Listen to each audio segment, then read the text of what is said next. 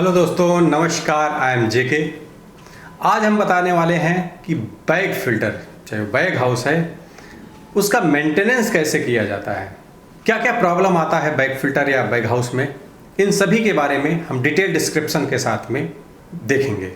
सबसे ज़्यादा केस ये देखा जाता है, जो डीपी है, डिफरेंशियल प्रेशर है, वो 150 से ज़्यादा हो जाता है, हमेशा देखा जाएगा। तो उस समय चेक करना मेरे क्या प्रॉब्लम हो सकता है कि हमारा डीपी बढ़ रहा है।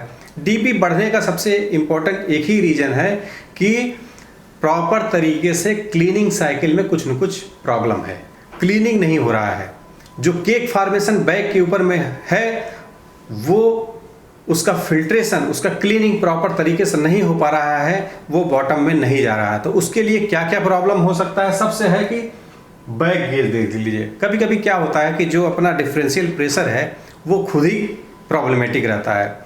वो क्या है कि जो डर्ट एयर है और क्लीन एयर है, इन दोनों के बीच में प्यू पाइप कनेक्टेड रहता है डिफरेंशियल प्रेशर में।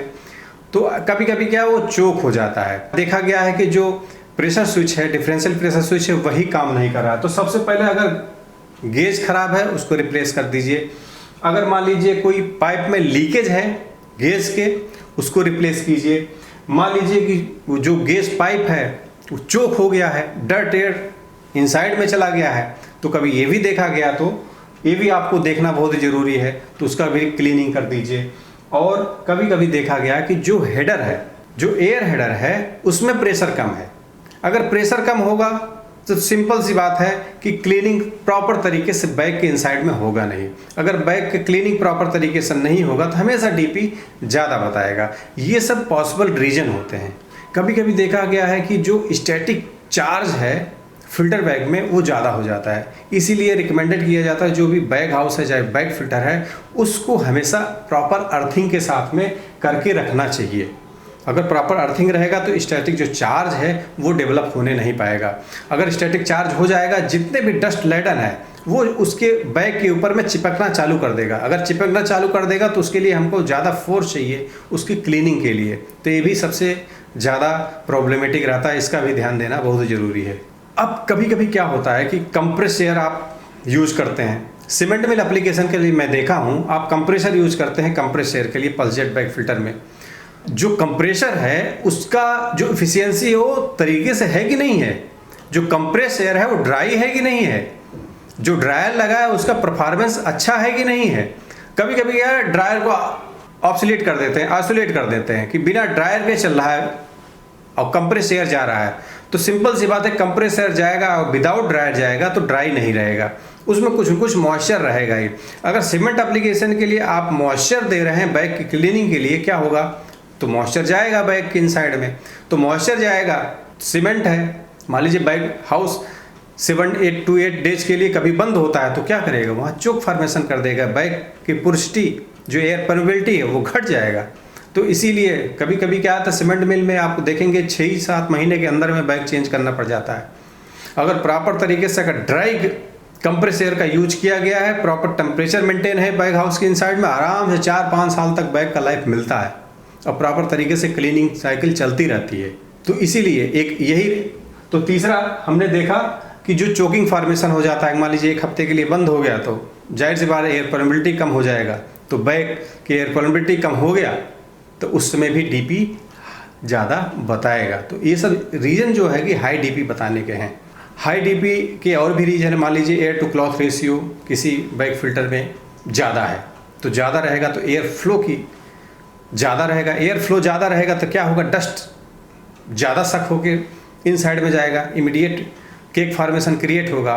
और उस उतने रेशियो से अगर हमारा जो पल्स का सीक्वेंस है वो नहीं चला तो क्लीनिंग साइकिल उतना तरीके से काम नहीं करेगा, तो हाई डीपी आने का चांसेस रहता है। अगर डस्ट पार्टिकल वही अगर बहुत ही फाइन है, डस्ट पार्टिकल बहुत ही फाइन हो गया, तो उस केस में क्या होगा, फाइन जाके इमीडिएट चिपकेगा, केक फॉर्मेशन बहुत ही स्टिकी बनेगा, तो वहाँ भी हाई डीपी होने का चांस रहता है। इसलिए ह्यूमिडिटी नहीं रहना चाहिए आपके इनलेट डक्ट में जो भी गैस फ्लो कर रहा है वो ड्राई रहे, टेम्परेचर करीब 50 to 100 डिग्री सेल्सियस तक का रहे, तभी आपका बैग फिल्टर बेटर परफॉर्मेंस देगा। और हाई डीपी का और भी चांसेस है कि मान लीजिए जो साइकिल टाइम है, वो साइकिल टाइम क्या करते हैं, बोलते हैं लोग कि हम कंप्रेस एयर बचाएंगे। कंप्रेस एयर बचाने के चक्कर में क्या है कि जो पल्स टाइम है उसको इंक्रीज कर देते हैं, जो ऑन टाइम है उसको कम कर देंगे, ऑफ टाइम को बढ़ा देंगे। तो उस केस में क्या है कि जो प्रॉपर क्लीनिंग होना चाहिए वो क्लीनिंग नहीं होती। जो क्लीनिंग प्रॉपर तरीके से नहीं होगी, सिंपल सी बात है, डीपी हमेशा हाई रेंज में ही रहेगा। तो इसका भी ज़रूरी रखते हैं, हमेशा डीपी मोड पे ही बैग फिल्टर चलाया जाना प्रेफरेबल होता है। उस केस में हमारा पावर सेविंग भी रहता है।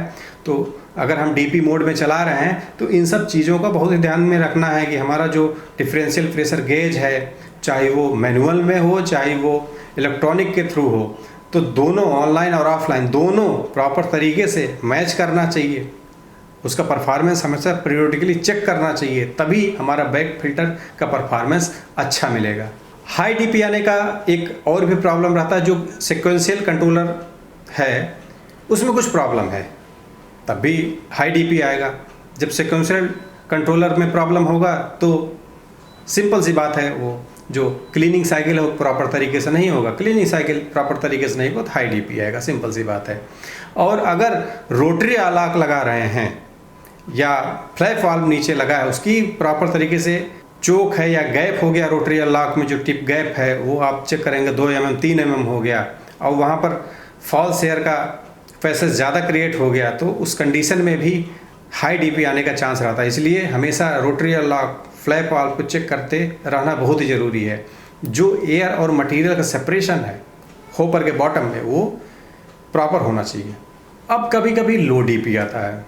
लो डीपी आने का सिंपल से एक ही एग्जांपल है कि मान लीजिए आपका बैग फट गया, तो बैग अगर फट गया तो क्या होगा, जो क्लीनिंग साइकिल है वो प्रॉपर तरीके से नहीं होगा। डस्ट हमेशा, इनलेट डस्ट है वो आउटलेट में जाना चालू कर देगा। आप चेक कर देखते होंगे कि बैग हाउस में हाई डस्ट आ रहा है, तो उस केस में क्या है कि डीपी आपको लो बताएगा। जब डीपी लो बताएगा, आपको चेक करना है कि कौन से चैम्बर में कौन सा बैग फटा हुआ है। तो इन सब चीज़ों को ध्यान में देना बहुत ही ज़रूरी है। तो लीकेज नहीं होना चाहिए। गेज, इसमें भी क्या है कि लो डीपी बता रहा है तो आप भैया अपना गेज को चेक कर लो, उसमें जो पल्स पाइप लगा हुआ है, पल्स पाइप कंडीशन अच्छा है कि नहीं है, वो चोक तो नहीं हो गया, इन सब को भी चेक करना बहुत ही ज़रूरी है। अगर मान लीजिए बैग में होल है तो हमने आपको कवर ही कर दिया। लो सिस्टम एयर वॉल्यूम है, सिस्टम का वॉल्यूम कम हो गया। मान लीजिए कि आउटलेट का जो फैन है, फैन के इनलेट पे आप देखते होंगे डैम्पर लगा रहता है, मल्टी लोअर डैम्पर लगा हुआ है। तो मल्टी लोअर डैम्पर कभी कभी क्या करते हैं, सब पावर सेविंग बचाने के लिए डैम्पर को कम कर देंगे, बंद कर देंगे। मान लीजिए ओनली 30% ओपन है, 40% ओपन है, तो क्या होगा, इनलेट पे सक्शन कम हो जाएगा। जब सक्शन कम हो जाएगा तो लो डीपी का केस रहता है उस केस में। तो इन सब चीज़ों को ध्यान में देना चाहिए। और कभी कभी लो डीपी का भी एक प्रॉब्लम है कि आप बैग का इंस्टॉलेशन, प्रॉपर बेंटिंग लाइन का डिज़ाइन, जैसे हमने आपको इसके पहले वाले वीडियो में बताया, वो प्रॉपर तरीके से नहीं होगा, तब भी लो डीपी आएगा। चिमनी में इमिशन, सिंपल सी बात है, अगर आपके चिमनी से डस्ट फॉर्मेशन हो रहा है तो सबसे पहला अटैक यही होता है कि बैग में होल हो गया है। तो बैग में होल हो गया तो आप बैग को रिप्लेस कीजिए। कभी कभी क्या होता है कि बैग डैमेज हो गया और उस समय आपके प्लांट में बैग नहीं है, तो क्या करते हैं सब, उस पंच प्लेट के ऊपर में एक 3 mm का प्लेट लगा के डमी कर देते हैं। और अगर डमी प्रॉपर तरीके से नहीं हुआ है तो वहाँ से भी डस्ट फॉर्मेशन जाता है। तो ये भी ध्यान देना है। कभी कभी बैग कोलैप्स करके नीचे गिर जाता है, तो उस केस में भी क्या होगा, डस्ट फॉर्मेशन होगा, चिमनी के थ्रू डस्ट निकलेगा। कभी ऐसा भी होता है कि केमिकल प्लांट में केमिकल अटैक हो गया बैग में, तो बैग का जो एयर परमेबिलिटी है वो बढ़ गया, एयर परमेबिलिटी बढ़ गया तो वहाँ से भी डस्ट फॉर्मेशन चालू हो जाता है। इसका मतलब जो हमारा बैग है उसका लाइफ मिलना कम हो गया है। हमको बैग की लाइफ कम कैसे मिलती है? अगर बैग की लाइफ हमको नहीं मिल रहा है, सबसे पहला ध्यान में यही होना चाहिए कि ऐसा तो नहीं है जो क्लीनिंग साइकिल है वो रिकमेंडेड वैल्यू से ज़्यादा है। अगर ओवर क्लीनिंग होगा तो उस केस में क्या होगा, बैग फटने का चांस रहेगा।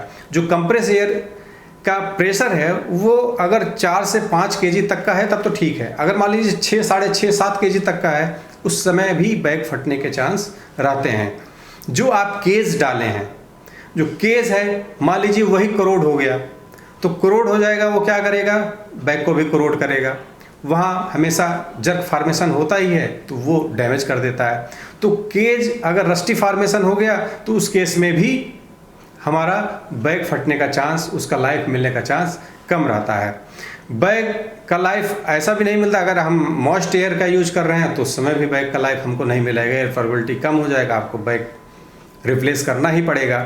अगर प्रॉपर तरीके से बैग का स्टिच नहीं हुआ है, मैन्युफैक्चरिंग डिफेक्ट है, उस केस में भी बैग का लाइफ नहीं मिलता है। और बैग का लाइफ अगर एयर टू क्लॉथ रेशियो ज़्यादा है, एयर का टू क्लॉथ रेशियो अगर 1 है, 1.5 है तो ओके है।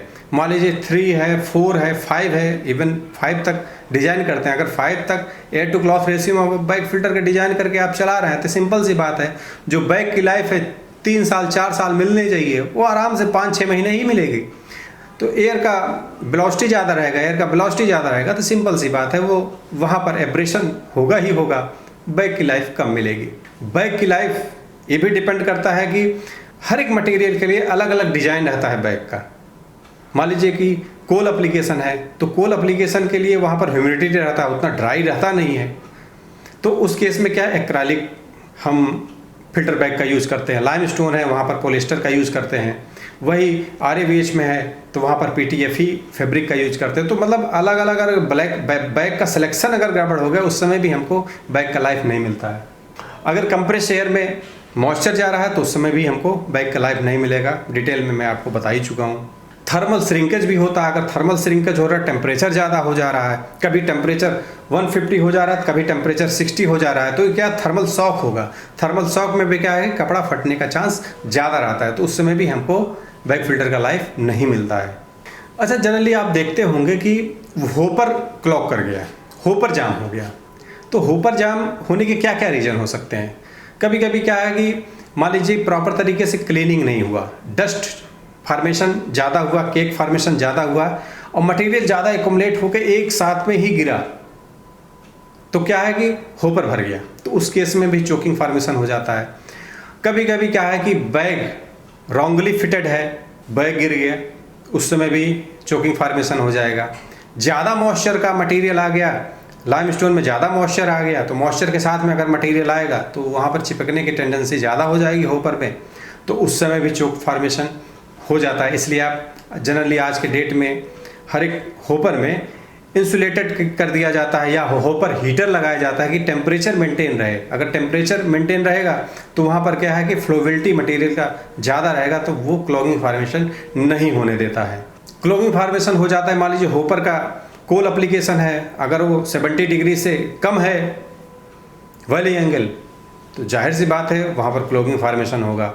लाइमस्टोन है, लाइमस्टोन के केस में अगर मान लीजिए आप 50 डिग्री वैली एंगल रखते हैं तो सिंपल सी बात है क्लॉगिंग फार्मेशन होगा। इसलिए हर एक एप्लीकेशन के लिए, हर एक के लिए ऐसा नहीं कि वही बैग फिल्टर काम करेगा। कोल एप्लीकेशन के लिए वहाँ पर वैली एंगल 75 से लेकर 85 तक रहता है, लाइमस्टोन के लिए 65 तक है, क्लिंकर के लिए 45 तक भी चलता है, मॉइस्चर नहीं रहता है। तो हर एक एप्लीकेशन के लिए ये अलग अलग डिज़ाइन कराता है, तो इन सब चीज़ों को ध्यान देना बहुत ही ज़रूरी है। उसके हिसाब से ही आप बैग फिल्टर का निर्धारण कीजिए। कभी कभी क्या है यहाँ पर बैग फिल्टर लगाना चाहिए, अब पता चला हाँ हमारे प्लांट में एक बैग फिल्टर है, अब पता चला वो कोल एप्लीकेशन के लिए लगाने जा रहे हैं और जो उसका होपर का वैली एंगल है ओनली 50 डिग्री है, आपने लगा दिया। अब क्या हो, हमेशा आपका रोना हो जाएगा कि वो होपर हमेशा जाम होता रहेगा। होपर सिंपल से जाम होता ही रहेगा। वो रिकमेंडेड है भाई वहाँ पर 75 से लेकर 85 वैली एंगल का होपर होना चाहिए, 50 डिग्री का नहीं चलेगा, क्योंकि उसमें ह्यूमिडिटी रहता है, मॉइस्चर हल्का फुल्का रहता ही रहता है। तो इन सब चीज़ों को ध्यान देना बहुत ज़रूरी है। तो दोस्त, ये था मोटा मोटा क्या क्या पॉसिबल रीज़न होते हैं, कैसे उसका निर्धारण किया जाता है, कैसे उसको चेक किया जाता है, इन सब बातों का ध्यान देना बहुत ही ज़रूरी है। अगर इन सब चीज़ों को अगर आप प्रॉपर तरीके से सीख गए, जान गए, तो आप अपने प्लांट को डस्ट फ्री बना सकते हैं। आशा करते हैं दोस्तों आज आपको अच्छी खासी जानकारी हासिल हुई होगी। अगर आपको वीडियो पसंद आया हो लाइक और शेयर जरूर कीजिएगा। अगर हमारे यूट्यूब चैनल पर नए हैं सब्सक्राइब करना ना भूलें, बेल आइकन को जरूर हिट कीजिएगा, जिससे आपको लेटेस्ट अपडेट नोटिफिकेशन मिलता रहेगा। हमारा मोटिवेशन बढ़ता रहेगा। वीडियो देखने के लिए बहुत बहुत धन्यवाद।